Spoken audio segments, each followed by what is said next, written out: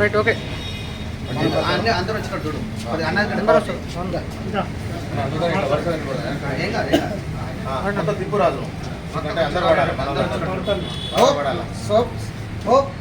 స్వచ్ఛంద సేవా సంస్థ మరియు సింధు ఆర్ట్స్ అకాడమీ వ్యవస్థాపక అధ్యక్షుడు దైదా వెంకన్న గారు సామాజిక సేవా కార్యక్రమాలు అనేకం చేస్తూ దానిలో భాగంగా బహుజన తత్వవేత్తలు ఈ దేశానికి మంచి చేసిన పెద్ద పెద్ద నాయకుల వర్ధంతులు జయంతులు చేయటం ఆయన ఆనవాయితీ.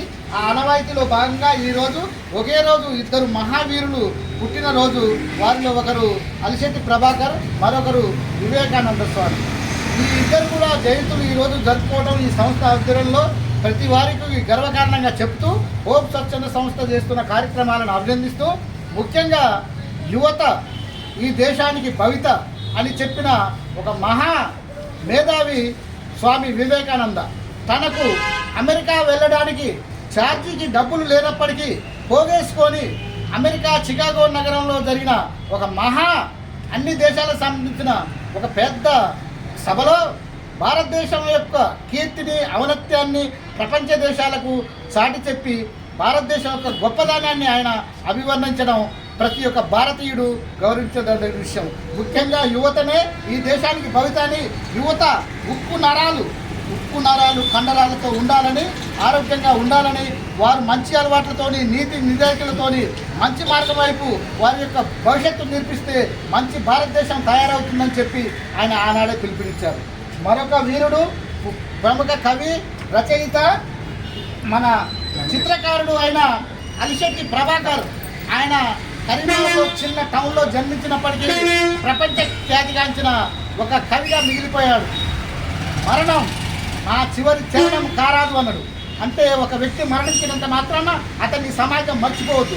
అంటే అతని యొక్క రచనలు ఇప్పటికీ మనం చదువుతున్నాం, ప్రతి ఏటా వర్ధంతులు జయంతులు చేస్తున్నాం.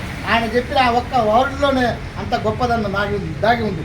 ఇంకోటి, ఆయన ప్రతి ఒక్క సమాజంలో అట్టడుగు వర్గాల్లో కష్టాలు పడుతున్న అందరి యొక్క జీవితాలని ఆయన కవిత్వంలో మనకు వెల్లడించాడు.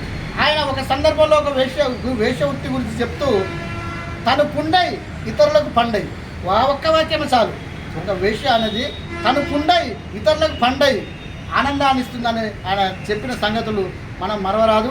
అలాంటి గొప్ప వ్యక్తిని స్మరించుకోవడం, హోప్ స్వచ్ఛంద సంస్థ ఇలా సింధు ఆర్ట్స్ అకాడమీ ఈ విధంగా నిర్వహించుకోవడం వారి గొప్పదని చెప్తూ, ఈ కార్యక్రమానికి అధ్యక్షత వహించిన వ్యవస్థాపక అధ్యక్షుడు దైదా వెంకన్న గారికి, ప్రముఖ చిత్రకారుడు, సీనియర్ ఆర్టిస్టు, కార్టూనిస్టు శ్రీరంశెట్టి ఆనంద్ గారికి, ఇప్పుడే విచ్చేసిన మన ప్రముఖ కవి, ప్రభుత్వ ఉపాధ్యాయులు లింగాల శ్రీనివాస్ గారికి, ప్రభుత్వ ఉపాధ్యాయుల సంఘం నాయకులు అన్న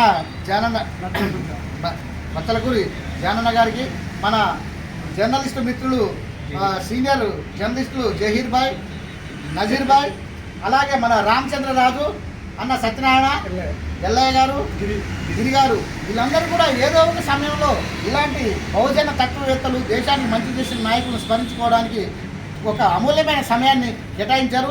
ప్రతి వారు కూడా ప్రగతి కాముకులకై విద్యను మొదటగా చేసి భారత రాజ్యాంగ నిర్మాత డాక్టర్ బిఆర్ అంబేద్కర్ చెప్పినట్టు విద్యకు ప్రాముఖ్యత ఇచ్చి విద్యను చేసి బోధించు, సమీకరించు, పోరాడు అన్న తత్వంతో కుల మత వర్ణ రహిత సమాజం కోసం అందరూ కృషి చేయాలని కోరుకుంటూ ఈ అవకాశం ఇచ్చినందుకు ధన్యవాదాలు చెప్తున్నాను. మంచి సందేశం ఇచ్చారు. 1873 సంవత్సరం మే 11